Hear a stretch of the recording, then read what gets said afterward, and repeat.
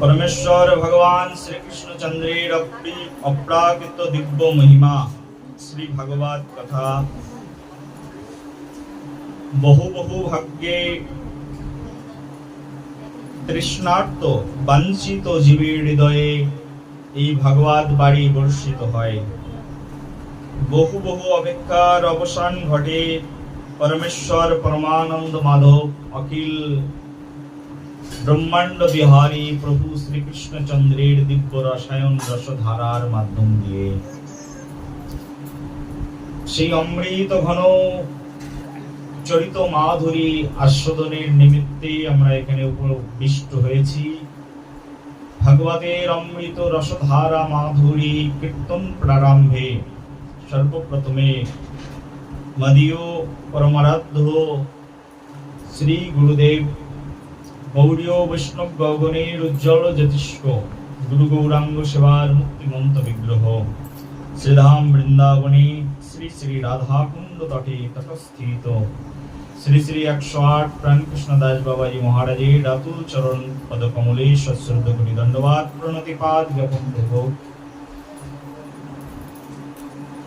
মদীয় শিক্ষা গুরু পদ্ম যাদের শ্রীচরণাশ্রয়ে ভাগবতীয় দিব্য জ্ঞান রসধারা হৃদয়ে সঞ্চিত হয়েছে, কীর্তন করার সৌভাগ্য উদিত হয়েছে, সেই সকল শিক্ষাগুরু চরণ পদ্মে সশ্রদ্ধ কোটি দণ্ডবাদ প্রণতিপাত জ্ঞাপন করব। যারা কৃষ্ণ কথামৃত রস সুধামৃত শ্রবণ মানসে প্রভু শ্রীহরির দিব্য গুণমহিমামৃত অমৃত রসরাজ এই গ্রন্থের সম্মুখ ভাগে উপবেশন করেছেন, সকলকার রাতুল চরণে সশ্রদ্ধ কোটি দণ্ডবাদ প্রণাম। আমরা আজকে ভাগবতের দশম স্কন্ধের কথা সবাই মিলে আস্বাদন করব। বলো কৃষ্ণচন্দ্র ভগবান কি, রাধা রমন প্রভু কি, শ্রীমতী রাধা রানী কি, নিতাই গৌর প্রেমানন্দে। পরমেশ্বর ভগবান শ্রীকৃষ্ণচন্দ্রের আবির্ভাব প্রসঙ্গ এই দশম স্কন্ধের মধ্যে বর্ণনা করা রয়েছে। ভগবান এই পৃথিবীতে কেন আসেন, কারোর কাছে প্রশ্ন করলে এক কথায় উত্তর দিয়ে দেবেন। ভগবান পৃথিবীতে আসবার কারণ হচ্ছে পরিত্রাণায় সাধুনাং বিনাশায় চ দুষ্কৃতং ধর্ম সংস্থাপনার্থায় সম্ভবামি যুগে। প্রভু এই জগতে আবির্ভূত হন সাধুদের পরিত্রাণ করবার জন্য, দুষ্কৃতিকারীদের বিনাশ করবার জন্য, আর ধর্ম সংস্থাপন করবার জন্য। পরমেশ্বর ভগবান শ্রীকৃষ্ণচন্দ্র ভাগবতের দশম স্কন্ধে আবির্ভূত হয়েছেন। আজকের এই ভাগবত কথা মানে স্বয়ং ভগবানের আবির্ভাব কথা। ভাগবত কথা মানে স্বয়ং ভগবান শ্রীকৃষ্ণের দিব্য রসময়ী তত্ত্ব অমৃত কথা। আমরা ভগবানের আবির্ভাব আজকেই করাবো ভাগবতের মাধ্যম দিয়ে, কিন্তু অষ্টমী তিথিতে রোহিণী নক্ষত্র যোগে প্রভু শ্রীকৃষ্ণচন্দ্রের আবির্ভাব হয়েছিল। এখান থেকে ৫,৫০০ বছর পূর্বে, ৫,৫০০ বছর পূর্বে স্বয়ং ভগবান শ্রীকৃষ্ণ এসেছিলেন। ১২৫ বছর তিনি পৃথিবীতে ছিলেন এবং ১২৫ বছর তিনি পৃথিবীতে লীলা বিলাস করে আবার তার স্বধামে ফিরে গিয়েছিলেন। অত্যন্ত দুর্লভ প্রেম করিবারে দান, শিখায় শরণাগতি ভক্তের প্রাণ। সেই অত্যন্ত দুর্লভ প্রেম জগৎজীবকে দান করে প্রভু ১২৫ বছর পৃথিবীতে ছিলেন। পৃথিবীতে থেকে তিনি বৃন্দাবন লীলা করেছেন, তিনি মথুরা লীলা করেছেন, দ্বারকা লীলা করেছেন, তারপরে তিনি অপ্রকাট হয়েছেন। এই দেশ সমাজ ছেড়ে চলে গেছেন। কোথায়? তার অপ্রাকৃত ধামে গমন করেছেন। এটাকে বলে প্রাকাট্য লীলা। অপ্রকাট হয়েছেন, প্রকট হয়ে আবার অপ্রকট হয়েছেন। প্রকট শব্দের অর্থ সম্মুখে ছিল তাই দেখেছি, অপ্রকট মানে দেখতে পাচ্ছি না তাই অপ্রকট। যা প্রাকাট্য ছিল তা অপ্রকট হয়েছে, প্রভু শ্রীকৃষ্ণ 125 বছর পৃথিবীতে লীলা সম্বরণ করে চলে গেলেন। আর প্রভু এসেছিলেন এখান থেকে প্রায় 5500 বছর পূর্বে, কিন্তু আজকে প্রভুকে আমরা আনবো ভাগবতের মাধ্যম দিয়ে। এমন নয় প্রভু সেদিন এসেছিলেন আর কখনো কোনোদিন আসবেন না। প্রভু প্রতিদিন আসেন ভক্তের হৃদয় মন্দিরে। বাইরের চোখ বুজে থাকা মানুষ সেটাকে দেখতে পায় না। প্রেম ছে বলো। ভগবান প্রতিদিন আবির্ভূত হন, প্রকট হন, আবার প্রতিদিন অপ্রকট হন বটে, কিন্তু যাদের দেখার চোখ আছে তারাই শুধু ভগবানের প্রকট অপ্রকট দেখতে পান, যাদের চোখ নেই তারা দেখতে পান না। আমরা মনে করি জন্মাষ্টমী তিথিতেই ভগবান এসেছিলেন আর এদিন আবার ভগবান আসবেন। ভগবান প্রতিদিন আসেন আর প্রতিদিন যান। ভক্তের হৃদয়ে, ভক্তের ভাবনায় ভগবান প্রতিদিন আবির্ভূত হয়ে যান। যদি বলা হয় ভগবান কবে পৃথিবীতে জন্মাবে তুমি জানো কি? আমি জানি ভগবান কবে জন্মাবে। এখনই যদি ভক্ত ভগবানকে ভাবনার দ্বারা জন্মগ্রহণ করান, ভগবান জন্মে যাবে।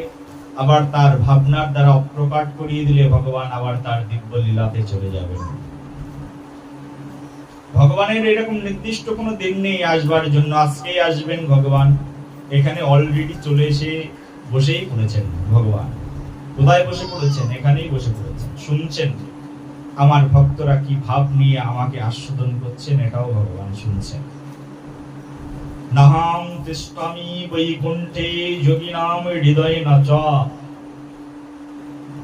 মদ্ভক্ত যত্র গায়ন্তি তত্র তিষ্ঠামি হে নারদঃ।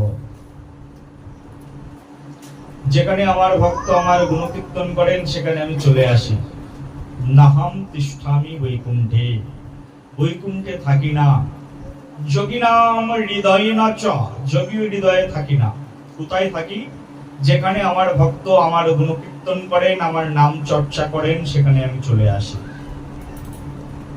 যখনই মঙ্গল আচরণ শুরু হয়েছে তখনই ভগবান এখানে এসেছেন, হ্যাঁ কি না? ভগবান চলে এসেছেন, প্রকট হয়ে গেছেন। ভক্তের আহ্বানে ভগবান প্রতিদিন আসেন। কিন্তু আমরা জন্মাষ্টমী তিথি পালন করি কেন?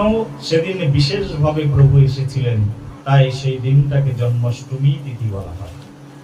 অষ্টমী তিথির রোহিণী নক্ষত্র যোগে প্রভু বিশেষভাবে এসেছিলেন, তাই তার জন্মাষ্টমী আমরা ওই তিথিতে পালন করে থাকি।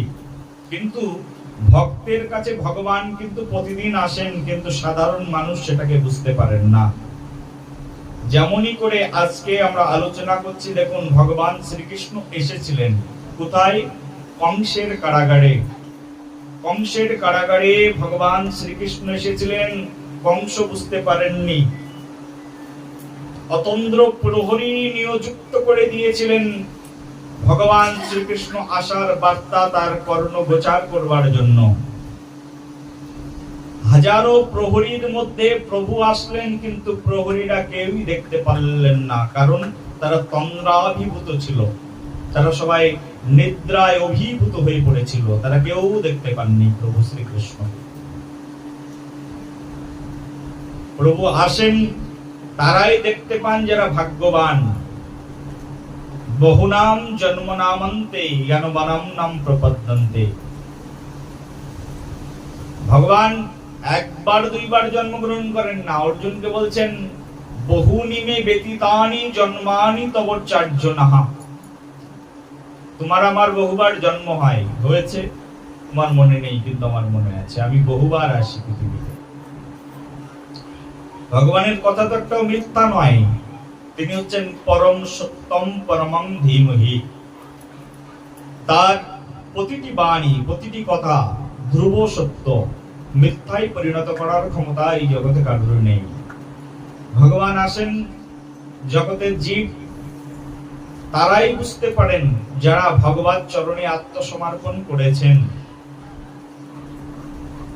বসুদেব বুঝতে পেরেছেন ভগবান এসেছেন, দেবকী মাতা বুঝতে পেরেছেন ভগবান এসেছেন। মাত্র 1 মিটার 2 মিটার 1-2 হাত ডিস্টেন্সে এতগুলো প্রহরীরা রয়েছে, তারা বুঝতে পারলো না ভগবান এসেছেন। বুঝতে পারছেন তো ফিলোসফি? ভগবান আসেন কিন্তু সবাই দেখতে পান না।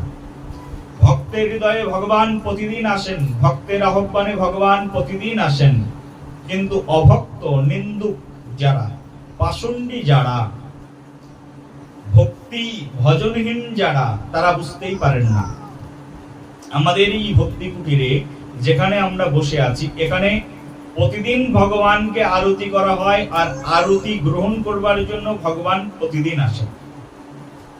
এখানে প্রতিদিন ভগবানের গায়ত্রী মন্ত্র জপ করা হয়, গুরু মন্ত্র জপ করা হয়। ভগবান প্রতিদিন ভক্তের আহ্বানে এই মন্দিরের মধ্যে আসেন, কিন্তু আশেপাশের মানুষকে বুঝতে পারেন না। বলো রাধে রাধে।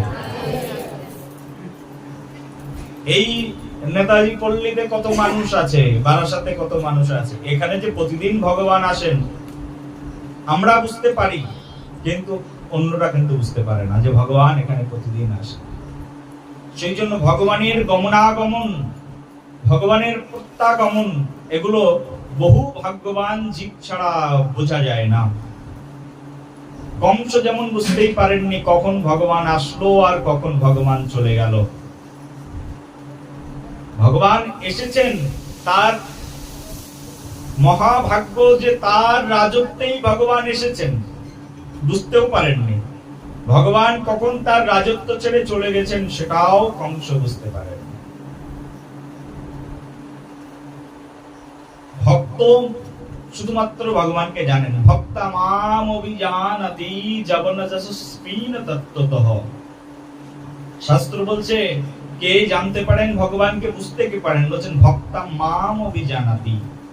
যিনি ভক্ত তিনি শুধু ভগবানকে বুঝতে পারেন, তিনি শুধু জানতে পারেন ভগবানকে। ভক্ত হতে হবে ভগবানকে জানবার জন্য।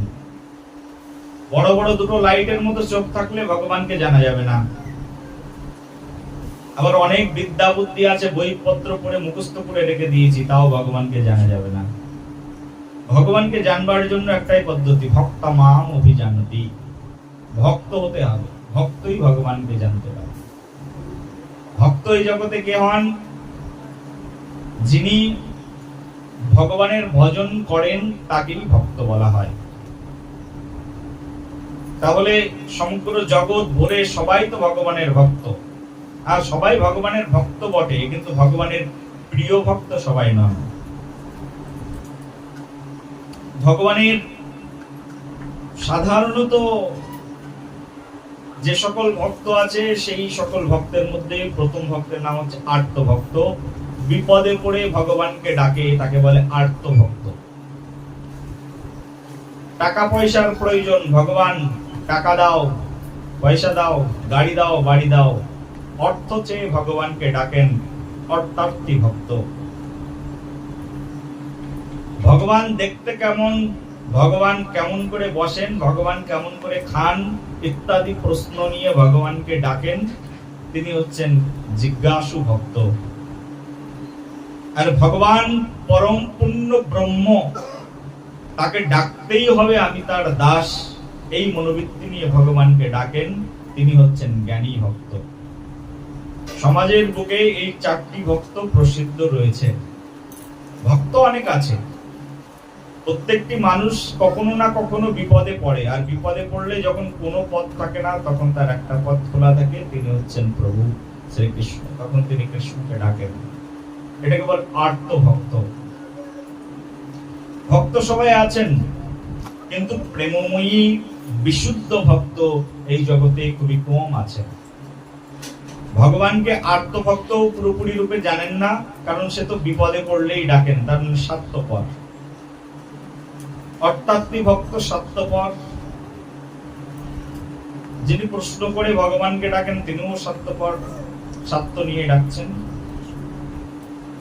কিন্তু প্রশ্নকারী এই দুই ভক্ত চেয়ে একটু শ্রেষ্ঠ, কারণ প্রশ্ন করতে করতে একদিন তার ভিতরে জ্ঞান চলে আসে, তাই একটু শ্রেষ্ঠ। আবার জ্ঞানী ভক্ত স্বার্থপর, সে জেনে গিয়ে ভগবানকে ডাকছেন। বিশুদ্ধ জ্ঞানী ভক্ত যিনি, প্রেমিক রসিক ভক্ত যিনি, বলা হচ্ছে তিনি আবার সর্বশ্রেষ্ঠ, সর্ববৃহৎ। কেন? শুধু জ্ঞান, অত বেশি কিছু জানেন না, শুধু ভালোবাসতে হয় তাই ভালোবাসেন, এই ধরনের ভক্ত আবার শ্রেষ্ঠ।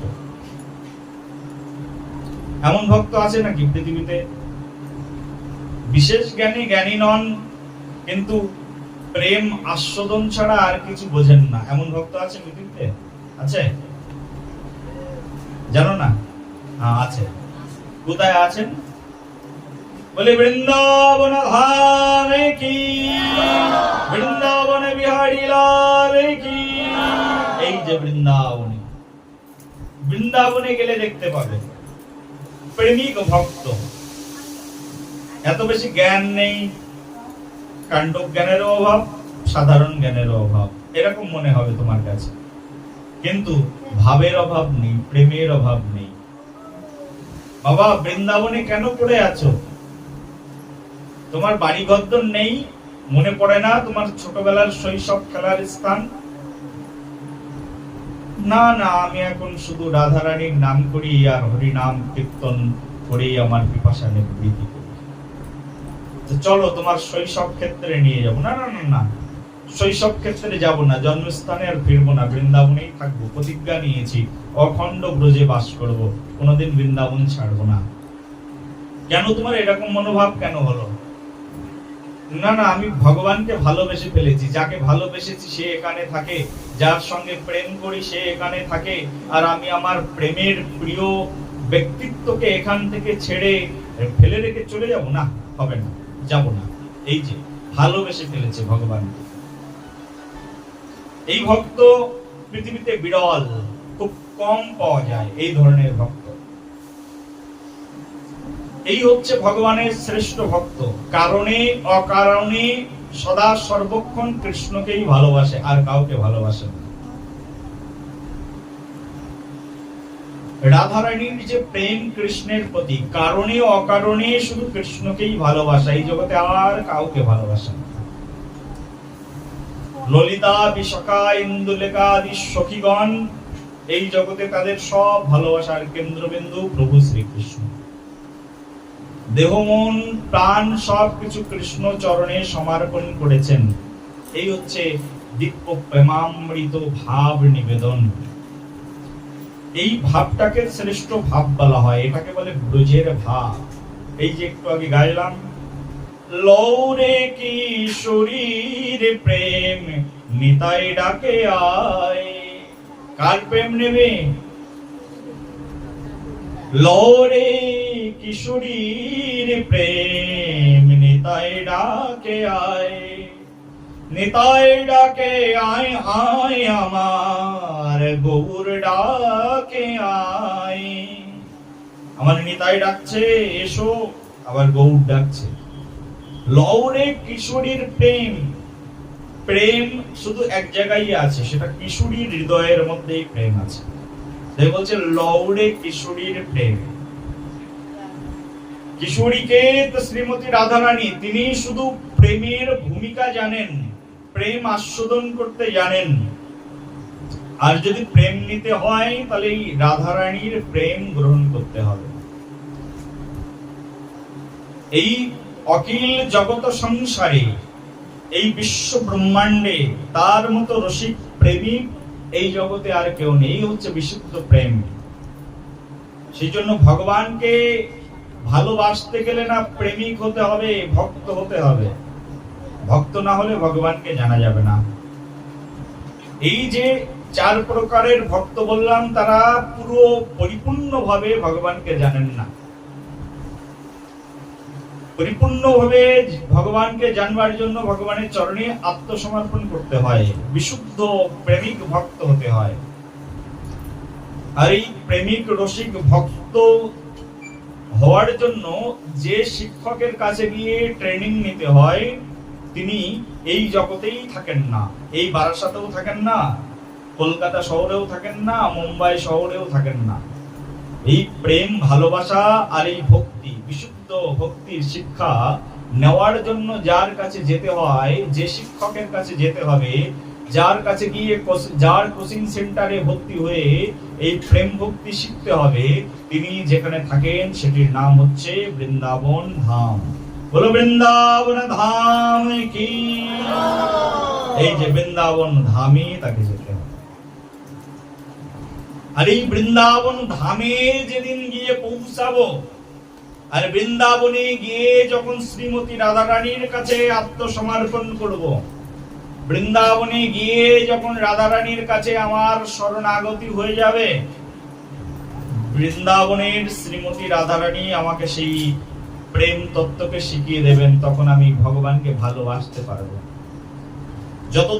যতক্ষণ পর্যন্ত না তুমি রাধা রানীর চরণে আত্মসমর্পণ করছো, ততক্ষণ পর্যন্ত তুমি প্রেম ভক্তি জানতেই পারবে না। প্রেম ছে বলো। যতক্ষণ পর্যন্ত না শ্রীমতী রাধা রানীর কাছে আত্মসমর্পণ না করছো, ততক্ষণ পর্যন্ত তুমি জানতেই পারবে না ভক্তি কাকে বলে। এই ভক্তির একমাত্র অধীশ্বরিণী, এই ভক্তির একমাত্র কাণ্ডারিণী শ্রীমতী রাধা রানী। তার কাছে গিয়ে এই ভক্তি তত্ত্ব শিক্ষা গ্রহণ করতে হয়। সেই জন্য কেউ যদি, কোন মহাত্মা যদি বৃন্দাবন থেকে আসে, প্রথমে গিয়ে তার চরণে প্রণাম, আত্মনিবেদন। এসেছে কোথা থেকে? না, আমার শ্রীজি যেখানে থাকেন, কিশোরী যেখানে থাকেন, রাধা রানীর দেশ থেকে এসেছেন, তার মানে সবচেয়ে আমার প্রিয়জন, রাধা রানীর কাছ থেকে এসেছেন।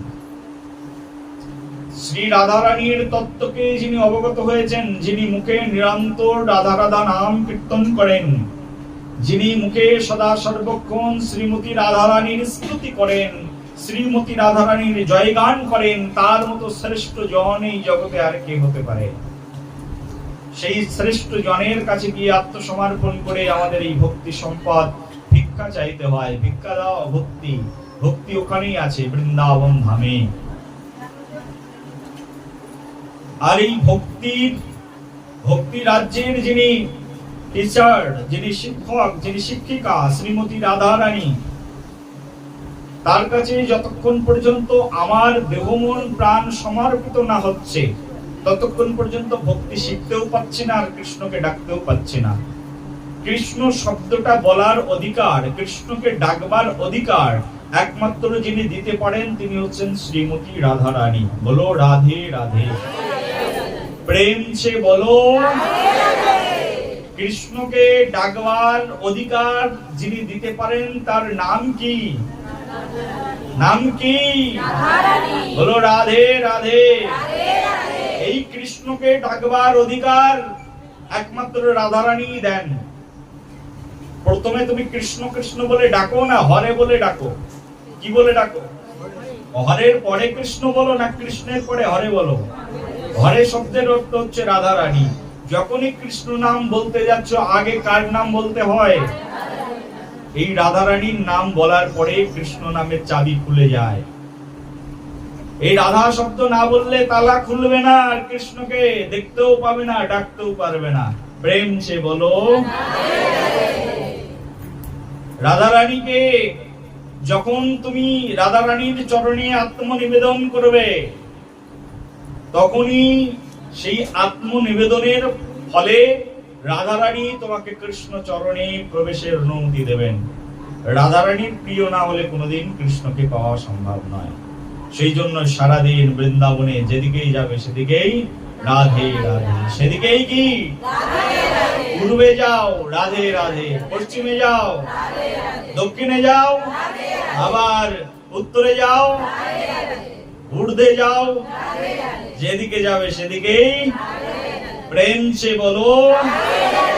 দুহাত তুলে এই রাধা রানী। পরমেশ্বর পরমানন্দ মাধব অখিল রসামৃত রস সিন্ধু, এই রস সিন্ধুকে যিনি সেচন করেন, তিনি হচ্ছেন শ্রীমতী রাধা রানী। রস সিন্ধু, কখনো সমুদ্র পার হওয়া যায়? সমুদ্রের অথই জল, সমুদ্রকে সেচন করা যায়? সমুদ্রকে সেচন একজন করতে পারেন, তিনি হচ্ছেন রাধা রানী।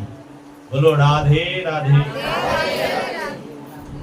পরমেশ্বর ভগবান শ্রীকৃষ্ণচন্দ্র অখিল জগৎপতি, নিখিল জগতের একমাত্র আশ্রয়, পরম তত্ত্ব বিভু।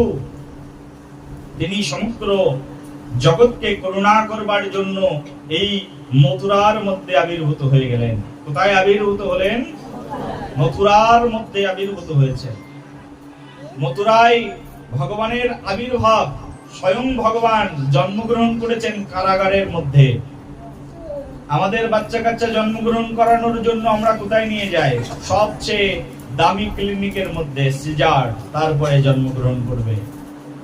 আর ভগবান শ্রীকৃষ্ণ জন্মগ্রহণ করবার জন্য তিনি অ্যাপ্রোপ্রিয়েট মনে করেছেন, সবচেয়ে বেটার অপশন মনে করেছেন, সেটা হচ্ছে কারাগার। কোথায় জন্মগ্রহণ করেছেন?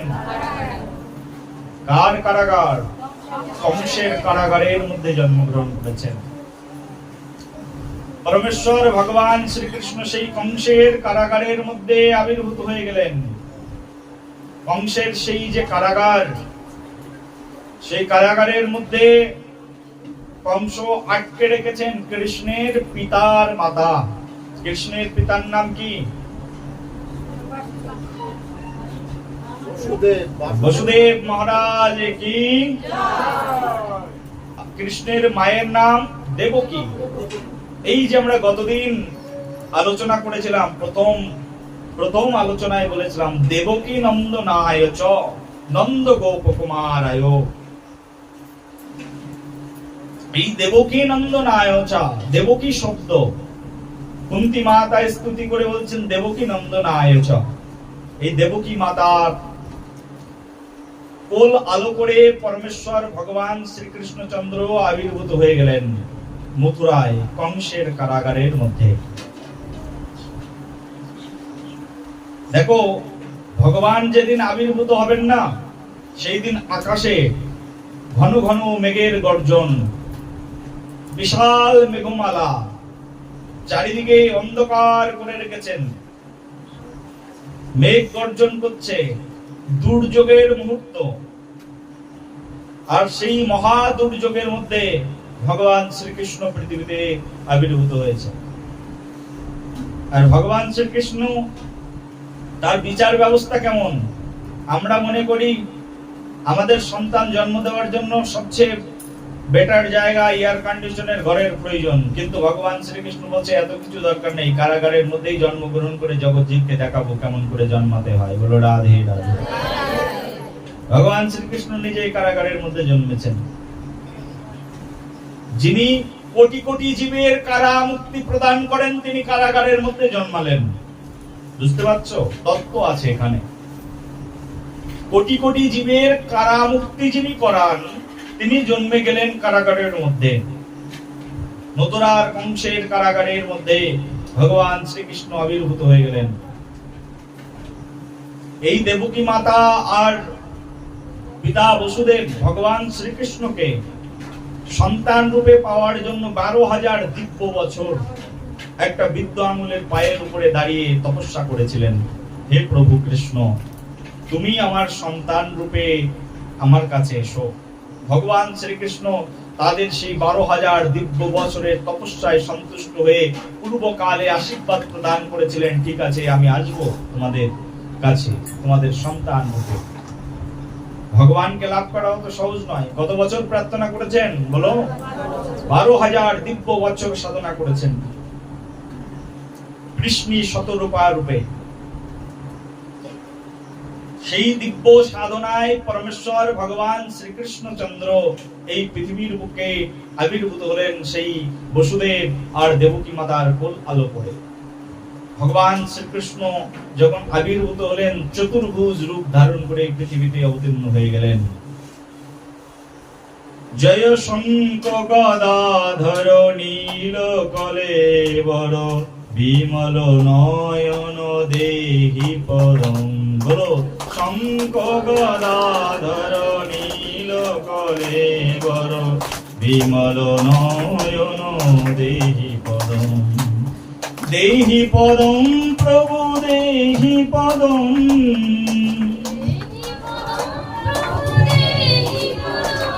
জয় শঙ্খ গদাধর নীল কলেবর বিমল নয়ন দেহি পদম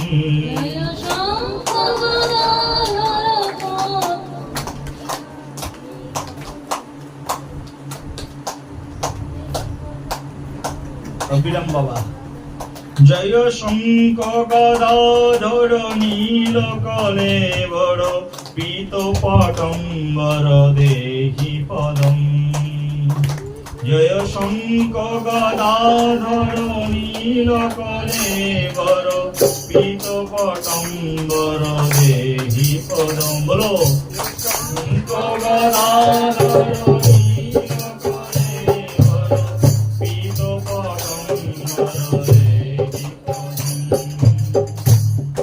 জয় চন্দন চর্চিত কুণ্ডল মণ্ডিত চন্দন চর্চিত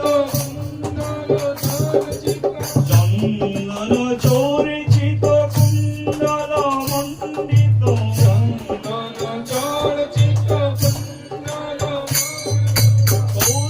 কৌস্তবলাঞ্চিত দেহি পদম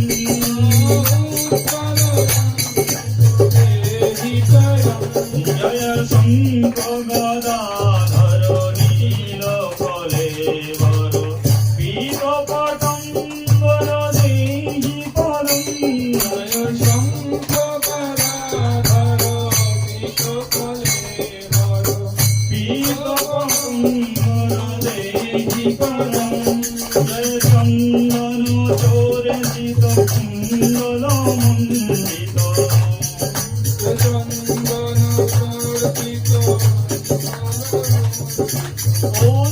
কৌস্তবলাঞ্চিত দেহি পদম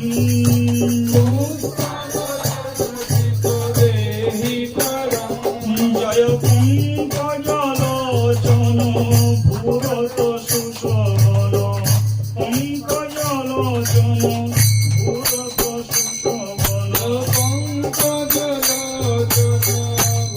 সুশোভন পাপ বিমোচন দেহি পদম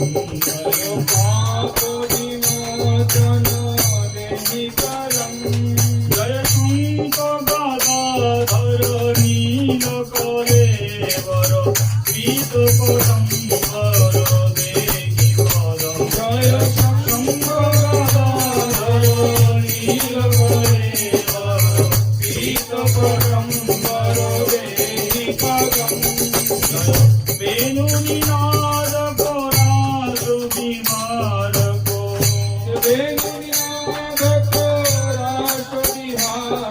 অঙ্কিম সুন্দর দেহি পদম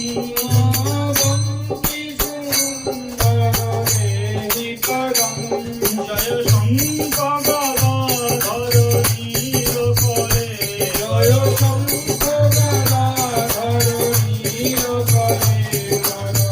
পীত পটম্বর দেহি পদম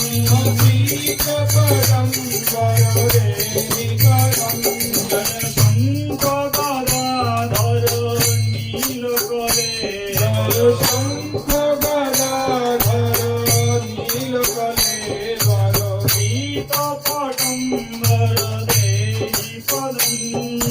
পীত পটম্বর দেহি পদম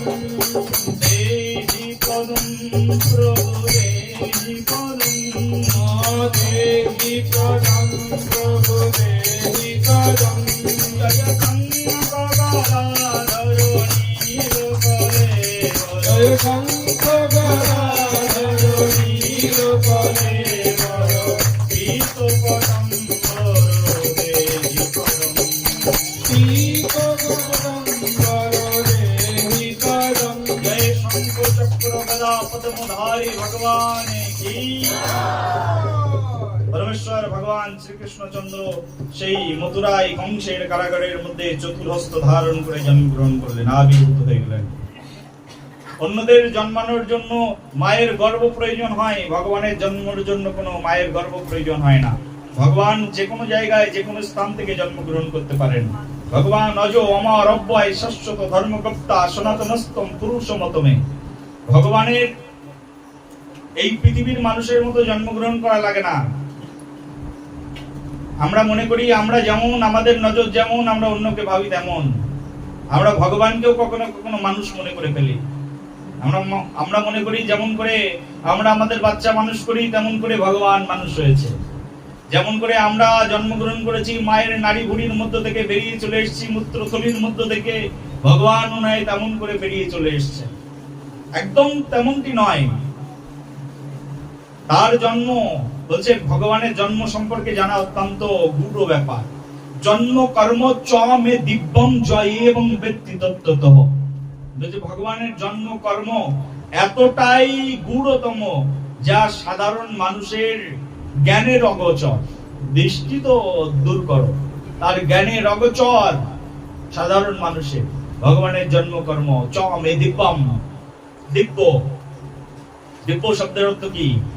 ইংরেজিতে ব্যাখ্যা করো ট্রান্সেন্ডেন্টাল, বাংলায় ব্যাখ্যা করো দিব্য, আরো সুন্দর করে ব্যাখ্যা করো। তার মানে দিব্য শব্দের অর্থ অলৌকিক। তার মানে মানুষ সেটাকে বুঝতে পারে না, মানুষের জ্ঞান অগোচর, জ্ঞানের অগোচর। ভগবান শ্রীকৃষ্ণচন্দ্রের জন্ম, তার কর্ম, তার ওয়ার্কিং অ্যাক্টিভিটিস এই জগতের মানুষ বুঝতে পারে না। ভগবান শ্রীকৃষ্ণ কিভাবে পৃথিবীতে আসেন, কিভাবে যান, কি কর্ম করেন, জগতের জীবের জন্য বোঝা অত্যন্ত দুষ্কর। ভগবান জন্মগ্রহণ যখন করেছেন তখন ঊর্ধ্বলোক থেকে নিচে যখন নেমে পড়েছেন ভগবান, চারিদিকে গুরু গুরু মেঘ গর্জন, চারিদিকে বৃষ্টি, আর তার মধ্যে এক বিরূপ প্রকৃতি। প্রকৃতি যেন এক রুদ্র রূপ ধারণ করেছে। যেমন ভগবান শিবের অংশ রুদ্র আবির্ভূত হয়ে সমগ্র পৃথিবী যেন একেবারে নাশ করে দেওয়ার মতো অবস্থা, সেরকম রুদ্র রূপ ধারণ করেছে পুরো প্রকৃতি। আর সেই প্রকৃতিকে শান্ত করবার জন্য স্বয়ং ভগবান আবির্ভূত হলেন। কৃষ্ণ আবির্ভূত হওয়ার সঙ্গে সঙ্গে সেই গর্জিত মেঘ তার মেঘ গর্জন বন্ধ করে দিলেন। পুষ্পরা চুপসে গিয়েছিল, আর রাতের বেলায় সেই মধ্য রজনীতে পুষ্প, যে পুষ্প ফুটবার জন্য সূর্যের আলোর প্রয়োজন, আর কৃষ্ণ সূর্য এই পৃথিবীর বুকে অবতীর্ণ হওয়ার সঙ্গে সঙ্গে পুষ্পটা রাতের বেলায় ফুটে গেল। বলো নিতাই গৌর প্রেমানন্দে হরি হরি। ভগবান শ্রীকৃষ্ণের জন্ম শোনো, কি গূঢ় বৃত্তান্ত। সূর্য না উঠলে কখনো ফুল ফোটে শুনেছো? ভগবান শ্রীকৃষ্ণ রাত 12টার সময় জন্মগ্রহণ করলেন। মুকুলিত কড়িগুলো যেগুলো এখনো এক সপ্তাহ পরে ফুটবে, সেই ফুলগুলো ভগবান শ্রীকৃষ্ণের আবির্ভাবের সঙ্গে সঙ্গে ফুটে গেল, পুষ্প প্রস্ফুটিত হয়ে গেল। ভগবান শ্রীকৃষ্ণ আবির্ভূত হয়েছেন। পাখিরা গান করতে থাকলেন, তার সুর মূর্ছনায় সমগ্র জগৎকে ভরিয়ে দিতে থাকলেন। এক অতি মৃদুমন্দ গন্ধ, যেন আতর গন্ধ সমগ্র পৃথিবীর বুকে লেপিত হতে থাকলো। সবাই তার নাসিকায় ধ্যান পেলেন।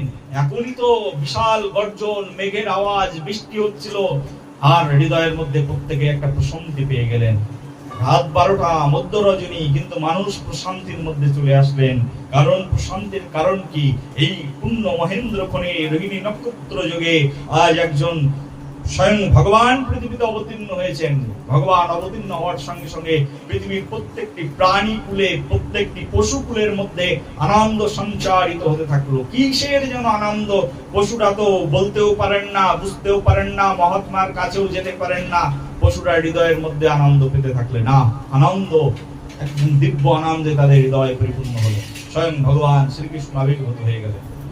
তিনি দ্বিভুজ শ্যাম সুন্দর মুরলীধর হয়ে গেলেন। কি হয়ে গেলেন? দ্বিভুজ শ্যাম সুন্দর মুরলীধর হয়ে ভগবান শ্রীকৃষ্ণ তখন সেই দেবকী মায়ের কোলের মধ্যে গিয়ে অবস্থান গ্রহণ করলেন। সবাই দেখলেন ভগবান শ্রীকৃষ্ণ দেবকী মায়ের কোলে। এখন মায়া জবনিকা চক্র প্রভু হাঁটিয়ে দিলেন। হাঁটিয়ে দেওয়ার পরে তখন দেখছেন, ও এই তো আমার সন্তান আমার কোলের মধ্যে জন্মগ্রহণ করেছেন। বলে নিতাই গৌর প্রেমানন্দে হরি হরি। ভগবান কৃষ্ণ আবির্ভূত হয়ে গেছেন মায়ের কোলের মধ্যে। ভগবান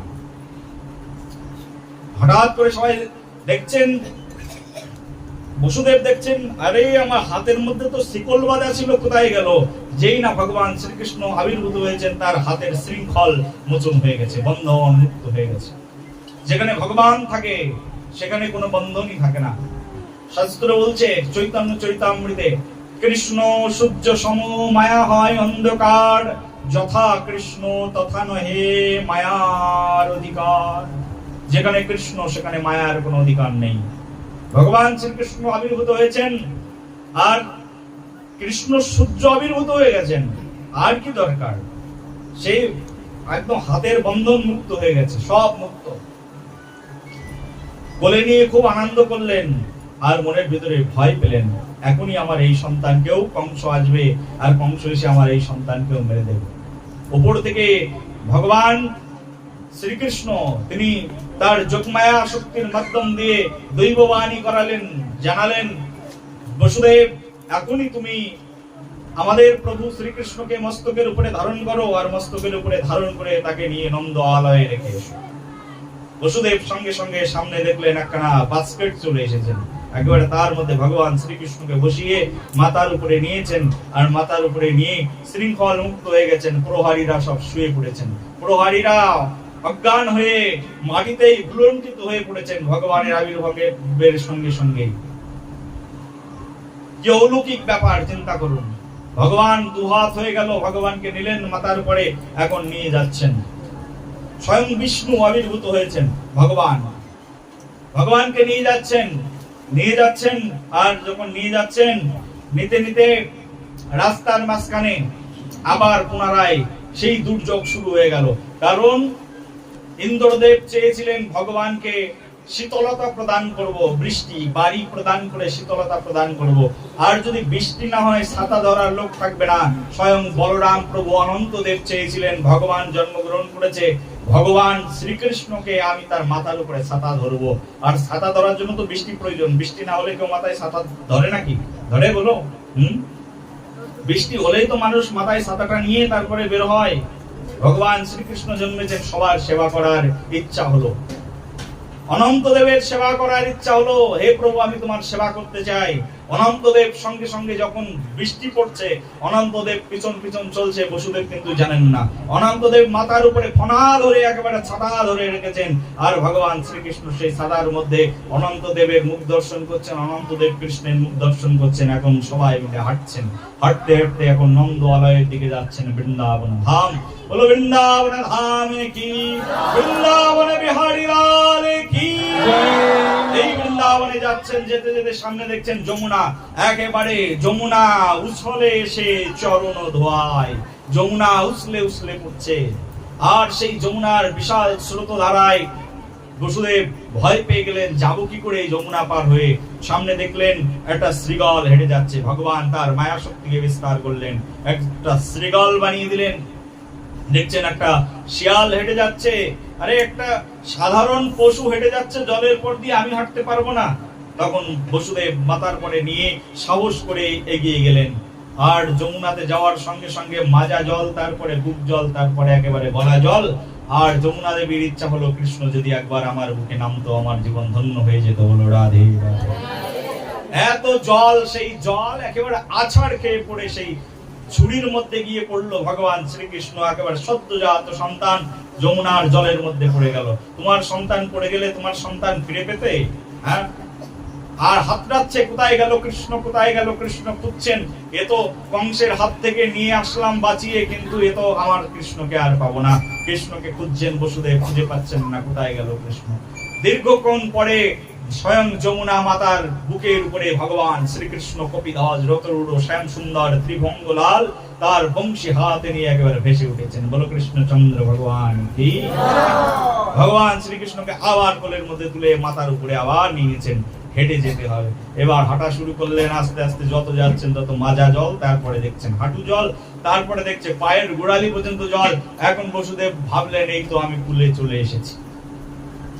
ভগবান শ্রীকৃষ্ণকে কোলে নিয়েছিলেন যমুনা মাতা, তার জন্মের সঙ্গে সঙ্গে সদ্যজাত সন্তান। এই হচ্ছে ভগবানের জন্ম কর্ম চ মে দিব্যম। ভগবানকে সাধারণ শিশুর মধ্যে মনে করা যাবে না। ভগবানকে নিয়ে এখন বসুদেব এখন নন্দ আলয়ে প্রবেশ করলেন।